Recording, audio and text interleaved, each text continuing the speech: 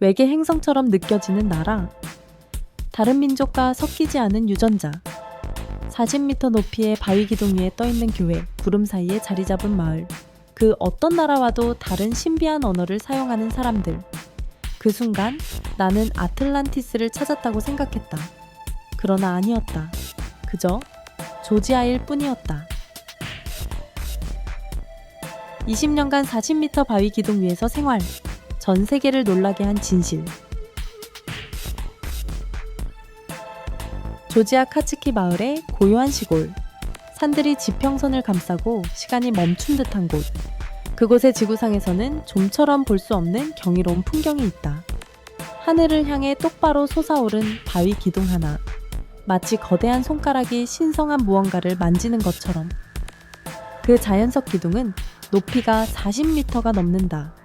원시 자연 한가운데 우뚝 솟아 있으며 숨이 멎는 듯한 광경은 그 웅장함뿐만 아니라 그 꼭대기에 위태롭게 자리한 작고도 신비로운 구조물 때문이다. 중세의 예배당, 고대의 고요함 속에 구름에 잊힌 듯한. 멀리서 보면 이 광경은 공상과학 영화에서나 나올 법한 풍경처럼 보인다. 하지만 이것은 현실이며 조지아의 심장부에서 벌어진 실화이다. 한 수도승이 이곳에 20년 넘게 홀로 은둔하며 살았다. 그의 곁에는 바람과 기도만이 있었다. 이곳에 도달하려면 수직 절벽을 따라 금속 사다리를 타고 올라야 한다. 믿음과 꺾이지 않는 결단력을 시험하는 여정. 카츠키는 단순한 관광지가 아니다. 그것은 신성함에 닿으려는 열망을 상징하며 세상으로부터 벗어나 절대적인 고요함을 찾는 장소이다. 하늘 위에 홀로 선 바위 정상.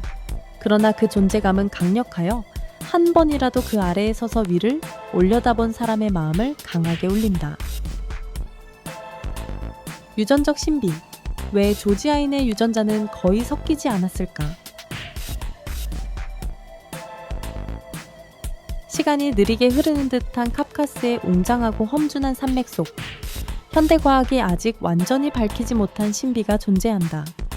조지아인은 거의 원형이라 할 수 있는 섞이지 않은 유전체를 지니고 있으며 인류 진화사에서 매우 드문 사례다. 왜 그럴까? 수천 년 동안 로마 제국, 오스만 제국, 페르시아 같은 제국들이 유라시아를 휩쓸었지만 조지아인들은 깊은 계곡에 고립되어 살았고 험난한 산악 지형이 의도치 않게 자연의 방패 역할을 했다. 연구자들에 따르면 이러한 지리적 고립은 조지아인들이 고유한 언어와 문화를 보존할 수 있게 했을 뿐만 아니라 독특한 유전적 정체성을 지키는 데도 도움이 되었다고 한다. 2015년 네이처 제네틱스에 발표된 주요 연구에서 하버드대의 데이비드 라이히 박사와 케임브리지대의 안드레아 마니카 박사가 이끄는 국제연구팀은 카프카스 지역의 수백 명의 유전체를 분석했다. 연구 결과 조지아인, 특히 카르트벨리오 집단은 러시아인, 아르메니아인, 터키인 등 인근 민족보다 유전적 혼합 정도가 현저히 낮았다. 그들은 석기시대 인류의 고대 유전적 특징을 거의 손상 없이 보존하고 있었다. 그들은 인류의 먼 과거를 보존하는 살아있는 유전자 캡슐과 같다. 안드레아 마니카 박사, 케임브리지 대학교, 이는 DNA에서 멈추지 않는다. 조지아인들은 그들의 문화적 영혼도 지켜낸다. 유네스코가 무형문화유산으로 지정한 다성적 민속노래, 역동적인 전사무용, 전통의상과 강한 민족적 자부심까지 이 모든 것이 외부 문화의 동화로부터 거의 영향을 받지 않는 문명을 형성한다. 만약 당신이 조지아 땅을 한 번이라도 밟아본 적이 있다면 느낄 것이다. 마치 인류의 원형 가지를 직접 만지는 듯한 이상한 감각. 시간, 역사, 혈통이 마치 결코 훼손되지 않는 채로 존재하는 곳이다. 구름 속 마을, 우시굴리, 유럽 대륙에서 가장 높은 거주지. 하늘과 땅이 만나는 듯한 곳, 1년 내내 눈 덮인 카프카스의 웅장한 산들 사이에 우시굴리라는 작은 마을이 자리하고 있다. 해발 약 2100m, 유럽에서 가장 높은 영구 거주 마을로 기록되어 있다. 조지아 북서부의 스바네티 지역에 위치한 우시굴리는 해발고도뿐만 아니라 거의 온전한 중세의 매력으로도 잘 알려져 있다. 석조 가옥들과 9세기에서 12세기 사이에 세워진 고대 스바니아 감시탑들이 야생의 자연 한가운데 우뚝 서 있으며 마치 전설이나 그림 속 장면처럼 느껴진다. 이곳에는 경적을 울리는 자동차도 눈부신 조명도 없다. 오직 바위 틈을 가르는 차가운 바람, 말발굽 소리, 이끼 낀 돌 사이를 속삭이는 역사의 숨결만이 있을 뿐이다. 우시굴리 주민들은 여전히 조상들의 리듬으로 살아간다. 장작불로 요리하고 전통 의상을 입으며 거의 사라진 고대 언어인 스바너를 사용한다. 이러한 거의 손상되지 않은 문화와 건축의 보전 덕분에 우시굴리는 1996년 스바네티 고지 전체와 함께 유네스코 세계문화유산으로 등재되었다. 하지만 지역 주민들에게 유산이란 거창한 것이 아니라 일상의 일부이며 과거와 현재가 자연스럽게 흐르는 삶 그 자체이다. 우시굴리는 가장 혹독한 조건 속에서도 사람들이 어떻게 문화적 정체성을 지켜나갈 수 있는지를 보여주는 생생한 증거입니다. 유네스코 세계유산 등재 기록에서 우시굴리는 단순히 눈 덮인 봉우리나 고대 탑을 보기 위한 장소가 아니다. 시간의 흐름이 멈춘 듯한 땅, 과거가 결코 사라지지 않는 곳을 몸소 느낄 수 있는 장소다. 포도 왕국의 신비, 세계에서 가장 많은 포도 품종의 고향. 프랑스가 보르도를 자랑하고 이탈리아가 토스카나를 사랑한다면 아시아와 유럽 사이의 작은 나라 조지아는 세계를 놀라게 할 비밀을 간직하고 있다. 500종이 넘는 고유 포도 품종, 그중 많은 것은 지구상 다른 어디에서도 자라지 않는다. 이곳에서는 계곡, 언덕, 마을마다 고유의 포도 품종이 존재한다. 마치 자연과 인간이 함께 만든 살아있는 유전적 컬렉션처럼 완전히 독특한 형태로. 어떤 포도는 너무 희귀해서 특정 시간과 장소에 가지 않으면 평생 맛볼 기회조차 없다. 수천 년의 역사와 가문의 전통 속에 숙성된 맛이다. 조지아가 인류 포도 재배의 요람이라 불리는 것도 우연이 아니다. 이곳 사람들은 8,000년 넘게 와인을 만들어 왔다. 여전히 존재하는 어떤 문명보다 오래된 기록이다. 크베블이라 불리는 점토 항아리를 땅속 깊이 묻고 첨단 기술 없이 조상들의 방식으로 자연 숙성시킨다. 이것은 단순한 와인이 아니라 고대 문명의 살아있는 기억이다. 조지아는 단순한 와인 애호가들의 여행지가 아니다. 맛의 기원으로 떠나는 여정이며 한 방울 한 방울이 땅, 하늘, 사람, 그리고 세대를 이어온 열정을 이야기하는 곳이다. 500종이 넘는 독점 포도 품종, 수천 년의 와인 역사, 단 한 모금으로도 역사의 차이를 맛볼 수 있겠는가? 전 세계를 매료시킨 독특한 향신료, 스바네티 허브 소금. 스바네티에 눈 덮인 봉우리 사이 시간이 느려지고 전통의 삶 곳곳에 새겨진 이곳에 한 번 맛보면 절대 잊지 못하는 독특한 향신료가 있다. 스바네티 허브 소금. 이것은 슈퍼마켓 선반에서 쉽게 찾을 수 있는 소금이 아니다. 수세기 동안 전해에 내려온 가정 비법으로 산악 마을 사람들 사이에서 입에서 입으로만 전해져 왔다. 각 알갱이에는 현지 허브들이 섞여 있다. 야생딜, 산고수, 말린 마늘, 백리향. 모든 재료는 손으로 섞고 햇볕에 말리며 조지아 고향에 대한 사랑이 스며든다. 스반 지역 음식에서 이 소금이 빠지면 안 된다. 현지인들에게 이 소금은 단순한 양념이 아니라 식탁의 영혼이라 불린다. 구운 고기나 빵 혹은 단순한 채소 위에 소량만 뿌려도 거칠고도 강렬한 대지의 풍미가 되살아난다. 이 소금 한 병을 집으로 가져갈 수는 있지만 그 영혼은 가져갈 수 없다. 외로운 산속 따뜻한 부엌에서 불빛 아래 스반 사람들이 이 소금을 어떻게 만드는지 직접 본 적이 없다면 말이다. 선사시대의 미스터리, 조지아에서 발견된 34,000년 된 아마 섬유. 회색 빛깔의 바람 부는 카프카스 산맥 사이, 눈과 바람, 그리고 시간이 유일한 존재처럼 느껴지는 이곳에서 고고학자들은 이친 선사시대 문명의 미약한 흔적을 찾으려 했다. 하지만 2009년 조지아 서부 주드주아나 동굴에서의 혁신적인 발견은 모든 것을 바꾸었다. 조지아 국립박물관의 데이비드 로드키파니제 박사 주도해 국제연구팀은 약 34,000년 된 퇴적층 속에서 아마 섬유 화석을 발견했다. 이 기술에 대한 기대보다 훨씬 더 오래된 것이다. 사이언스 데일리에 발표된 연구는 조지아 과학 아카데미의 고식물학자 엘리소 크바바제 박사가 이끌었다.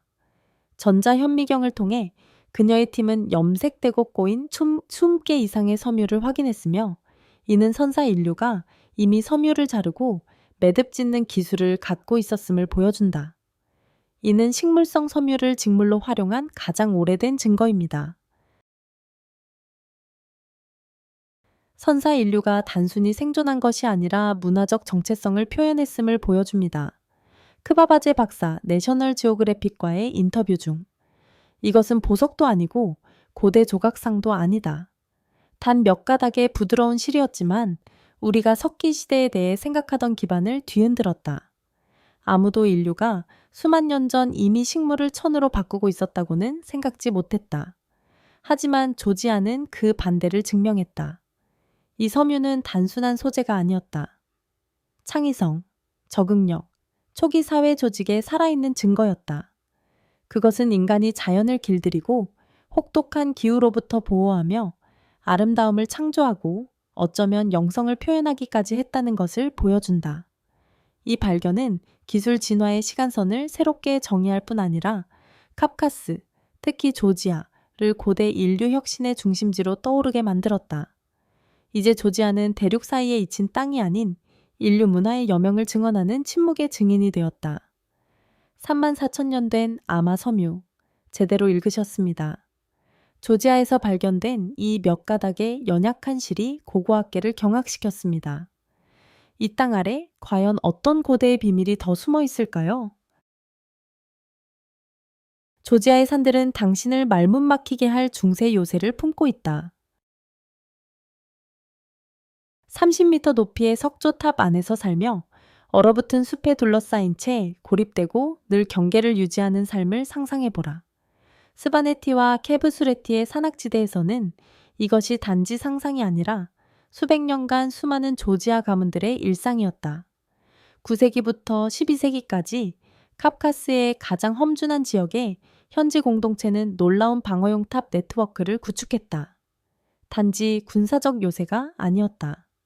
이곳은 가정이자 사람들이 살고 잠자며 감시하고 야생동물과 적대적 시족으로부터 스스로를 지키던 곳이었다. 차가운 석벽, 좁은 나무 계단, 하늘을 보거나 화살을 쏘기 간신히 가능한 아주 작은 창문.